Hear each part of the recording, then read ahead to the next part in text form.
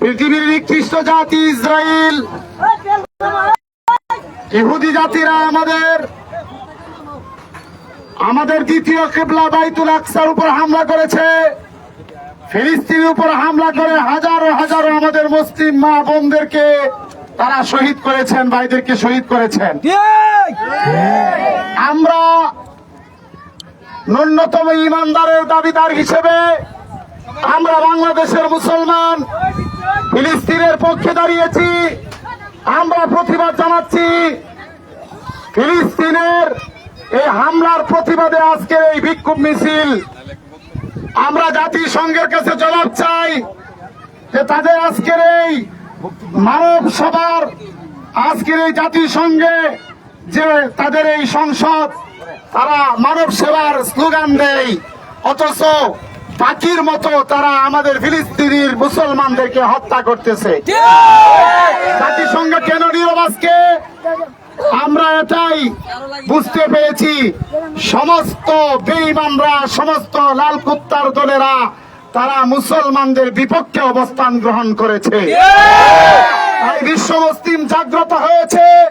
প্রয়োজনে ইনশাআল্লাহ আমরা ফিলিস্তিনের পক্ষ হয়ে, যদি বাংলাদেশ সরকার আমাদেরকে যাওয়ার জন্য, ফিলিস্তিনে অংশগ্রহণের জন্য কোন সুযোগ সুবিধা করে দেয়, তাহলে বাংলার কোটি কোটি মুসলমান ফিলিস্তিনের পক্ষে, ফিলিস্তিনিকে যুদ্ধ করতে আমরা তৈরি আছি ইনশাআল্লাহ।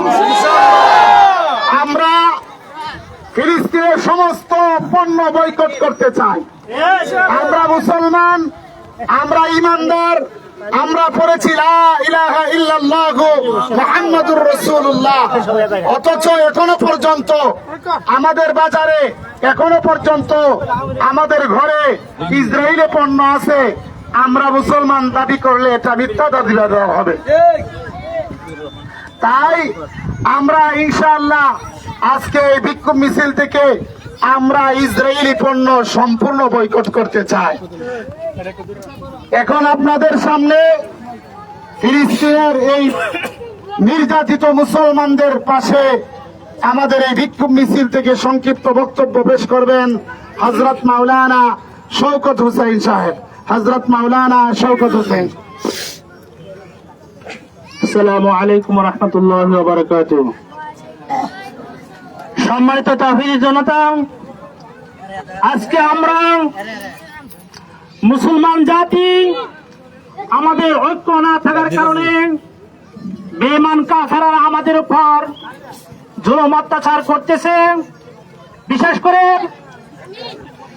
ইসরায়েল কুফর বাহিনী, তারা ফিলিস্তিনের অসহায় শিশু নারীদের উপর অত্যাচার করতেছে, আমরা সকলে জানি।